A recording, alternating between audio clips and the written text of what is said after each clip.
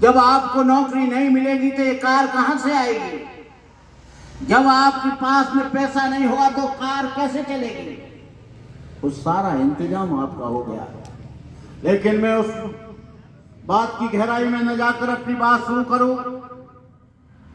बाबा साहब डॉक्टर अम्बेडकर को हम शब्दों से श्रद्धांजलि देते हैं, लेकिन कर्मों से और अपने व्यवहार से श्रद्धांजलि अलग बात होती है।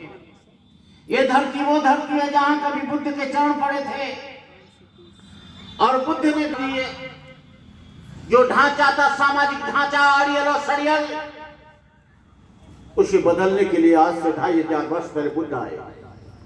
महावीर, स्वामी जैन और गुरु नानक आए, कबीर आए, रैदास आए, संत महात्माओं का सिलसिला चलता रहा और वो यहाँ की सामाजिक व्यवस्था से टकराते रहे।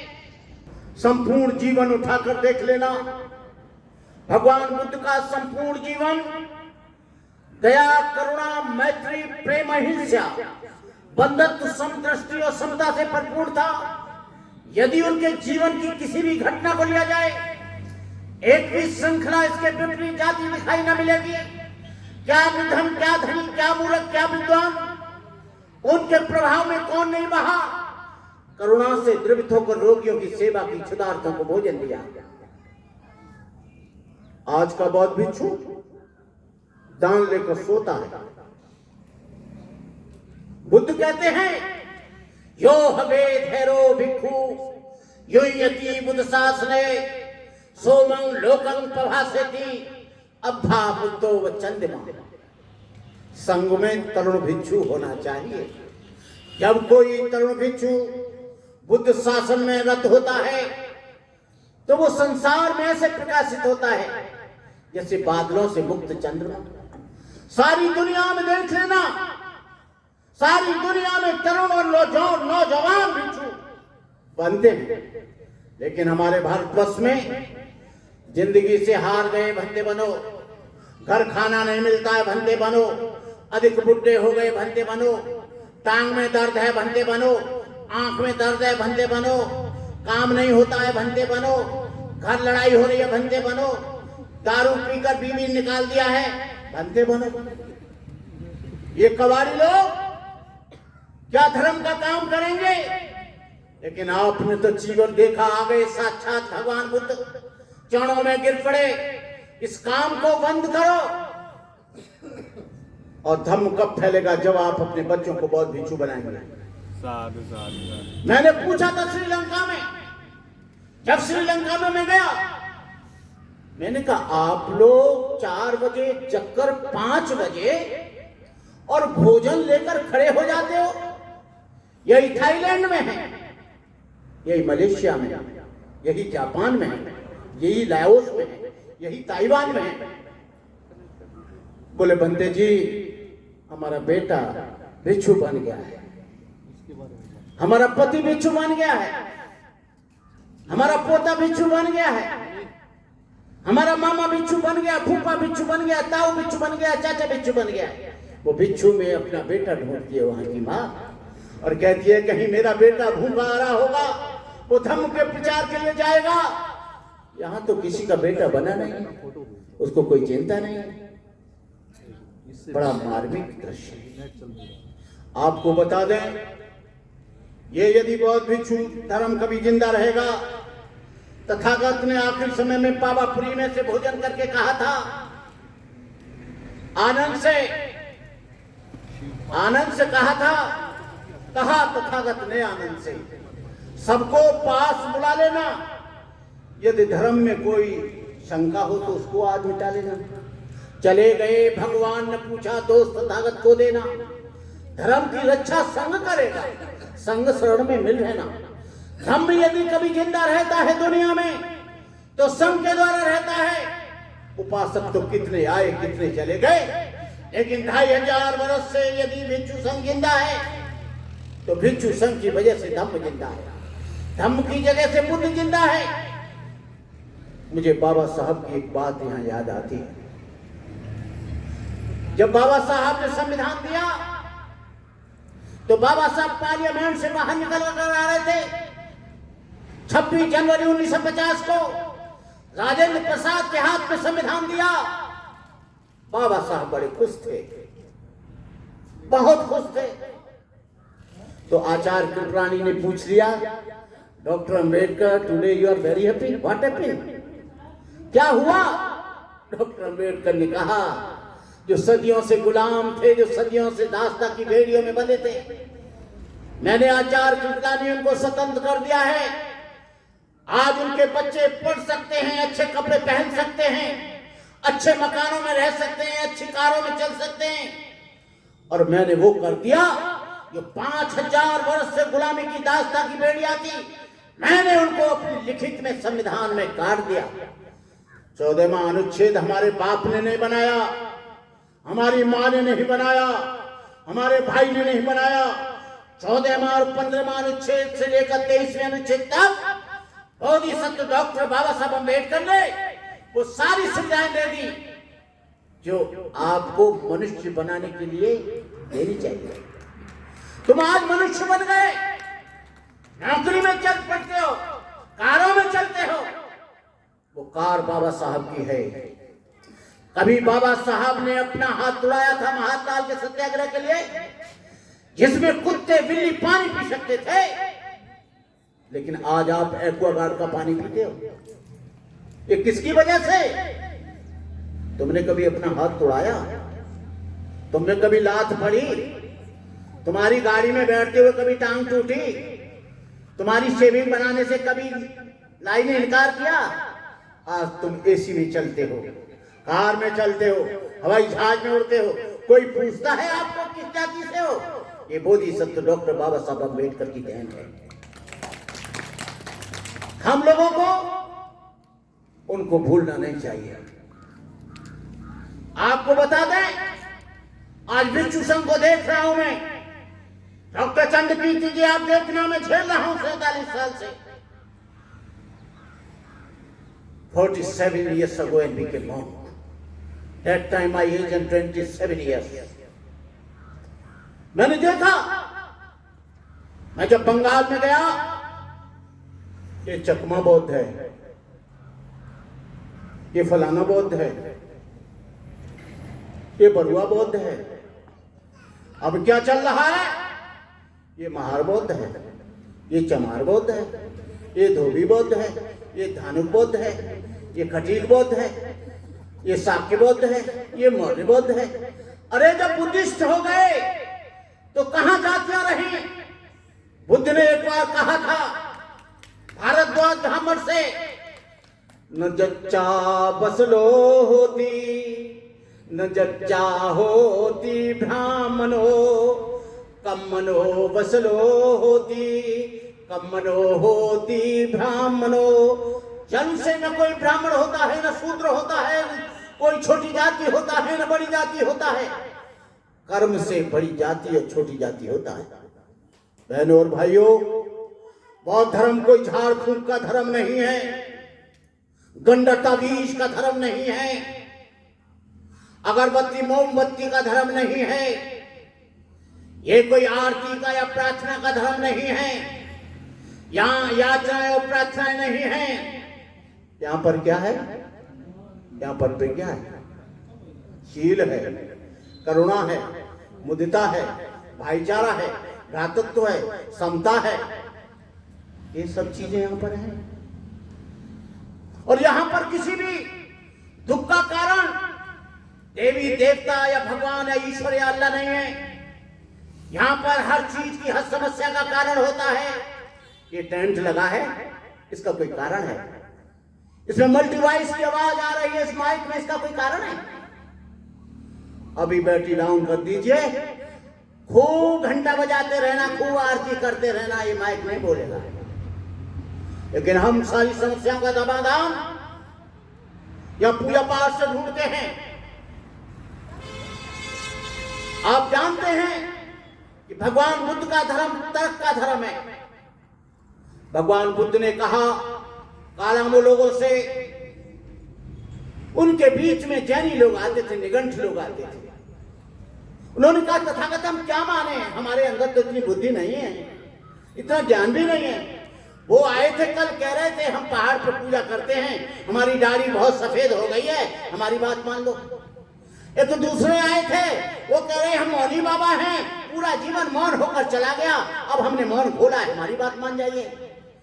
तीसरा आया, हमारे पास गंडा और ताबीज है, इसको बांध लो, तुम्हारे सब काम सफल हो जाएंगे। हम क्या माने क्या नहीं माने। बुद्ध ने कितना सुंदर जवाब दिया। एक कालामो, किसी बात को इसलिए मत मान लेना कि ग्रंथों में लिखी है, किसी बात को इसलिए भी स्वीकार मत कर लेना कि परंपरा से चली आ रही है, किसी बात को इसलिए भी मत मान लेना कि कोई बहुत बड़े प्रोफेसर कह रहे हैं, किसी बात को इसलिए भी मत मान लेना कोई बहुत बड़े आचार्य कह रहे हैं, किसी बात को इसलिए मत मान लेना कोई मौलवी कह रहा है, किसी बात को इसलिए मत मान लेना कोई पादरी कह रहा है, किसी बात को इसलिए मत मान लेना कि उसके गले में ढेर सारी मालाएं पहनी है। इन्होंने कहा माने तो माने क्या, कि किसी बात को इसलिए मान लेना कि वो बुद्धि संगत है, न्याय संगत है, तर्क संगत है, और जो सबके लिए कल्याणकारी है, जो तुम्हारे भी लिए हित में है, मेरे भी हित में है, दूसरे के भी सुख में है, मेरे भी सुख में है, जो किसी को कष्ट ना देती हो, जो किसी का नुकसान न करती हो, उस बात को मान लेना, वही बात सत्य है। बुद्ध ने इस तरह से लोगों को बताने का काम किया। इसी धरती पर प्रसेनजित कभी कभी भगवान बुद्ध के दर्शन करने जाते थे। इसी श्रावस्ती में भगवान बुद्ध आए। उनकी पत्नी भगवान बुद्ध की बहुत बड़ी उपासका थी। राजा कभी भांग खाकर, कभी गांजा खाकर, तो कभी चिलम पीकर, तो कभी अफीम खाकर सोता था, क्योंकि उसको नींद नहीं आती थी। उसकी पत्नी ने कहा, यहाँ भगवान बुद्ध आए हैं, तू वहां पर चल, तेरा मन शांत हो जाएगा, तेरे मन में करुणा का संचार होने लगेगा, तेरा हृदय ओतप्रोत होने लगेगा, तेरे मन में प्रज्ञा जागृत हो जाएगी, तेरा मन करुणा से भर जाएगा। जब तू भगवान बुद्ध के बताए हुए सीलों का पालन करेगा तो निश्चित रूप से तेरा कल्याण होगा। बोला कि तू नहीं मानती है तो मैं चलता हूं। बुद्ध के पास गया राजा, ढेर सारे फूल तोड़ ले गया जैसे ये लोग लाए थे। एक सोने चांदी हीरे मोती का एक मुकुट ले गया। बुद्ध के पास गया रथ में बैठकर। संजित ने कहा, अहो भाग, आप मेरे क्षेत्र में आए हैं, आपके पिता मेरे मित्र हैं सुद्योधन, मैं कैसे आपका अभिनंदन करूं? आपका हार्दिक अभिनंदन है आपके आगमन पर। बुद्ध को सोने का मुकुट देने लगा। बुद्ध ने कहा, मेरे किसी काम का नहीं है, इसे झाड़ी में फेंक दे। बुद्ध को उसने सोचा कि सन्यासी सोना चांदी ग्रहण नहीं करता होगा। बुद्ध को फूल देने लगा। बुद्ध ने कहा, इनको भी तालाब में फेंक दो, मेरे किसी काम के नहीं है। भगवान बुद्ध उसका वाइब्रेशन, उसकी बॉडी लैंग्वेज का अध्ययन कर रहे हैं, क्योंकि भगवान बुद्ध ध्यानी थे। तब उसने कहा, बुद्ध तुझे और क्या चाहिए? मेरे पास सब कुछ है, हाथी है, घोड़ा है, बड़े बड़े महल हैं, सोने चांदी के भंडार हैं। अरे बुद्ध ने कहा, पागल, इसे भी फेंक दे। क्या सोचता है? जब बुद्ध ने उससे कहा, पुत्ता मत्ति धनमत्ति इति बालो विहंजति अत्ताहि अत्तनो नत्ति कुतो पुतो कुतो धनं। यह पुत्र मेरे हैं, ये धन मेरा है, ये मकान मेरा है, ये गाड़ी मेरी है, ये बेटा मेरा है, ये पुत्र मेरा है, ये नाती मेरा है। बुद्ध ने कहा, जो ऐसा सोचते हैं वो मूर्ख है। तेरा शरीर तक नहीं, कहां पुत्र और कहां धन। बुद्ध ने कहा, सब कुछ रूपांतरित हो रहा है, everything change, every moment everything change, हर चीज परिवर्तित हो रही है। बुद्ध ने पूछा, क्या तू धन दौलत से अपने पूर्वजों को ला सकता है, तेरे माँ बाप को ला सकता है, अपने बचपन को ला सकता है, अपनी जवानी को ला सकता है? उसने कहा, नहीं तथागत। तब बुद्ध ने कहा, यही सत्य है, जीवन है।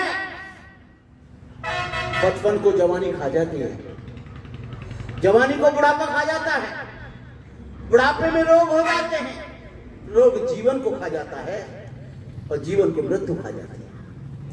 आए हैं सब जाएंगे, राजा रंक फकीर, और एक सिंहासन छड़ चले एक बने जंजीर। आदमी जब शमशान में जाता है उसको चिंतन करना चाहिए, ये वो जगह है जहां कल मुझे भी आना है, ये वो जगह है मेरे से पहले भी यहां पर बड़े बड़े धुरंधर लोग यहां पर आ चुके हैं, ये वो बुढ़ापा है कि मुझसे पहले बहुत से राष्ट्रपति और प्रधानमंत्रियों को आ चुका है। इसलिए बुद्ध ने कहा अच्छा काम करो, बढ़िया काम करो, लोगों के कल्याण के लिए काम करो, इसी में मुक्ति है, इसी में मोक्ष है, इसी में निर्वाण है। तुम मनुष्य होते हुए यदि किसी के लिए कुछ नहीं कर सकते हो तो आपका जीवन निरर्थक है, आपका जीवन का कोई अर्थ नहीं। उन लोगों को जगाते रहो। आज बुद्ध जो है वो राजा से भिखारी बना, कटोरा लिया था, और यहां भिक्षु वो भिखारी से राजा बनने का प्रयास करता है। वो बड़ी गाड़ी दिखाकर ये दिखाना चाहता है मैं कितना बड़ा आदमी हूं। अरे बेवकूफ, टाटा बिरला डालमिया के यहाँ तो गाड़ियां बनती हैं, लीलैंड के यहाँ गाड़ियां बनती हैं, टोयोटा वाले के यहाँ गाड़ियां बनती हैं। बुद्ध के यहाँ गाड़ियां नहीं बनती थी, लेकिन बुद्ध पूरी दुनिया में पहुंच गया, कबीर पूरी दुनिया में पहुंच गया, साहूजी महाराज तो सारे लोग जानने लगे, बाबा साहब अम्बेडकर हर गांव हर नगर में पहुंच गया। जो लोग अपना मूल्यांकन अपनी दौलत से करते हैं, अपने मकान से करते हैं, उनकी बराबर कोई बेवकूफ नहीं है। भिक्षु की दो संपत्ति है, भिक्षु की कोई संपत्ति नहीं, बुद्ध विहार भी उसकी संपत्ति नहीं, मकान भी उसकी संपत्ति नहीं। एक उसका ज्ञान और एक उसका सील। सील नहीं है तो भिक्षु जीरो है, ज्ञान नहीं है तो मूर्ख है, और मूर्ख है तो वो कोई भी बुद्ध की देशना, कोई भी बुद्ध का संदेश, कोई भी बुद्ध की बाणी नहीं दे सकता। आज भिक्षु क्या करता है, तुरंत जाएगा, बढ़िया सा एप्पल का मोबाइल लेगा, एप्पल का लैपटॉप लेगा, एक कैमरा लेगा, गरीब लोगों के बीच में जाएगा। गरीब आदमी सोचेगा बहुत बड़े बनते हैं, वो अपनी मजबूरी के कारण सोचेगा कि कुछ बनते जी मेरी लड़की को शायद किताब दे देंगे, मेरे बच्चे को शायद बैग दे देंगे, मेरे बच्चे को शायद ट्यूशन करवा देंगे। वो तो देगा नहीं, वो तुरंत खा पी के वहां से दूसरी जगह चला जाएगा। All of the monks and how to get money। आज जब तक इस बात को नहीं छोड़ेंगे, हमने 47 वर्ष का जीवन, हम भी चाहें तो रोज एक बुद्ध विहार बना सकते हैं। लोग कहते हैं हमने बुद्ध विहार बना, हम चाहें तो रोज बना सकते हैं, लेकिन बुद्ध विहारों में आने वाले बनाओ तो तुमको बुद्ध विहार बनाने की आवश्यकता नहीं पड़ेगी, उपासक स्वयं बनाएंगे। बुद्ध ने अपने जीवन में कोई बुद्ध विहार नहीं बनाया, बुद्ध ने अपने जीवन में कोई बिल्डिंग निर्माण नहीं करी, लेकिन आज का बहुत भिक्षु बिल्डिंग निर्माण करने में लगा है। बुद्ध ने बौद्ध बनाए, बुद्ध ने भिक्षु बनाए, बुद्ध ने उपासक बनाए। सारी दुनिया में 84,000 बौद्ध स्तूप बनाए तो किसने बनाए? क्या भिक्षुओं ने बनाए? अनाथ पिंडक को प्रसेनजित ने यहां विहार बनाया तो क्या भिक्षुओं ने बनाए? आज भिक्षु ये उदाहरण देता है, मेरे पास इतना बुद्ध विहार है, मेरे यहाँ इतना वो हो रहा है, लेकिन उसके यहाँ से 4 भिक्षु भी ट्रेनिंग के लिए, 4 भिक्षुणी भी नहीं निकलती। वो उनकी दुकान है, वो उनका बिजनेस है। फोटो खींच कर विदेश में भेजेंगे, हमारे पास इतने भिक्षु भिक्षुणी रह रहे हैं, कोई काम धाम नहीं है। 1 महीने में भिक्षुणी भी गायब, भिक्षु भी गायब, वो वहां दिखाई नहीं देंगे। अबे काय का प्रचार भाई, अरे काय का धर्म भाई, परमानेंट भिक्षु चाहिए, परमानेंट। कुछ लोग आ रहे हैं, ये नॉर्थ ईस्ट इंडिया के लोग जो बौद्ध भिक्षु पूरे भारतवर्ष में फैले हुए हैं, चाहे वो असम के हों, अरुणाचल, असम, मिजोरम के हों।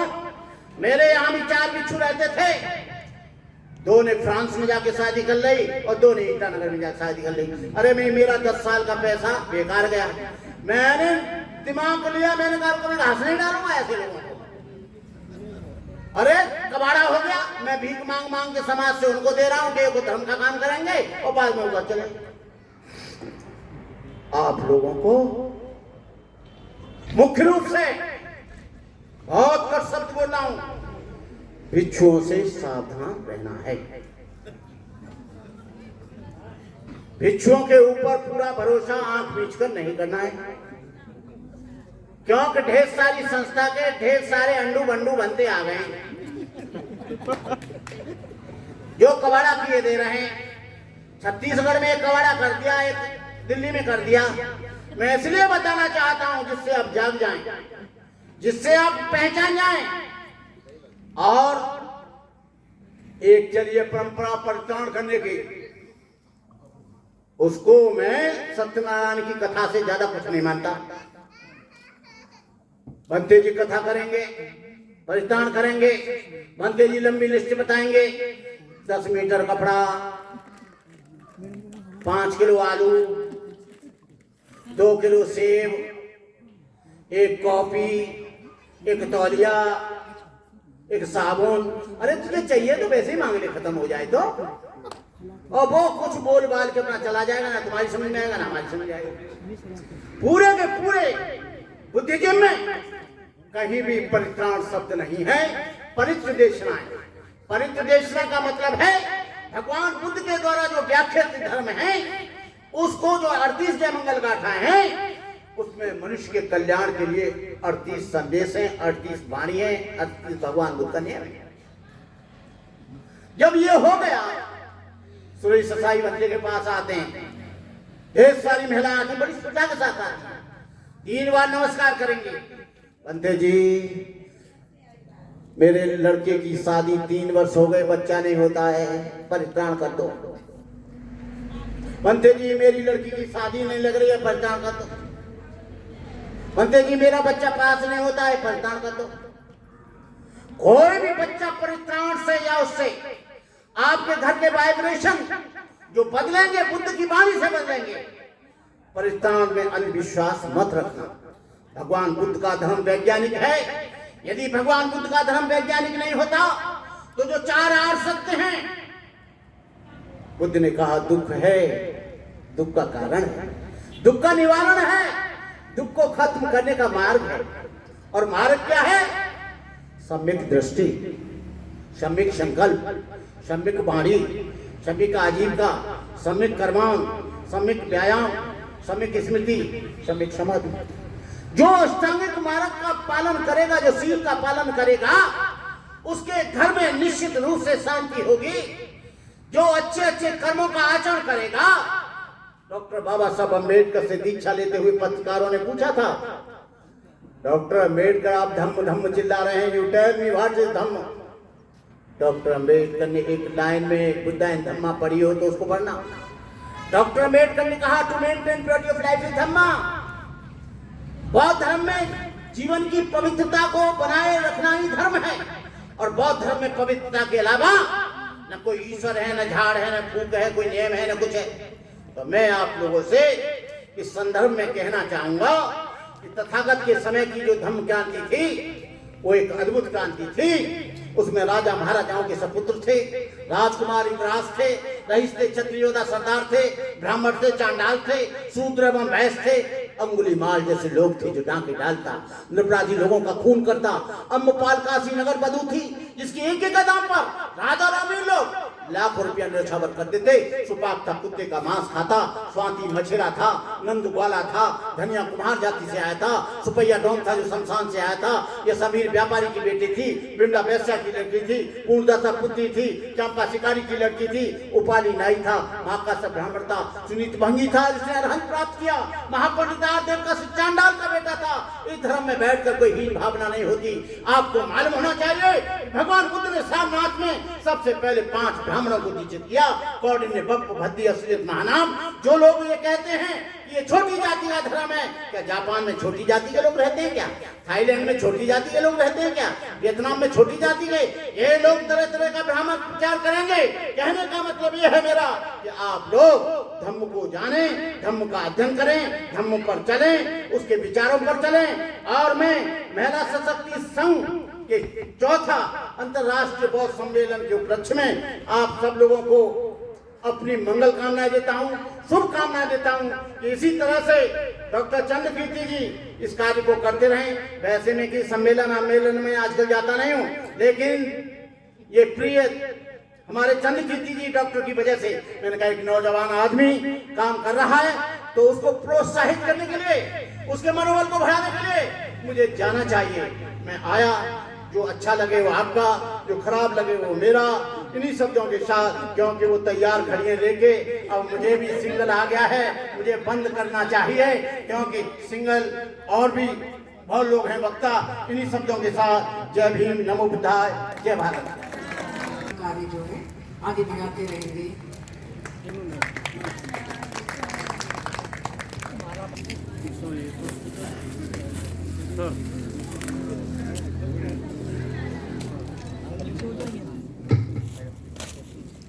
सर एक बार हमने देखी गुरु जी, आज फोटो इतने खींच लिए 500 रुपए में मात्र लखपति हो जाऊंगा यहीं हो। मोबाइल सब पीछे कर दीजिए, ग्रुप कर दे। वो मैडम को आगे करिए ना, टूरिज्म वाली जो मैडम है। डाल दो उस पर, इसको फेसबुक पर, पूरे वर्ल्ड में चली जाए, डाल दो यूट्यूब पर, आज चंद्रकीर्ति को पहुंचा दो पूरी दुनिया के कोने कोने। चंद्रकीर्ति जी ऑलरेडी पहुंचे नहीं।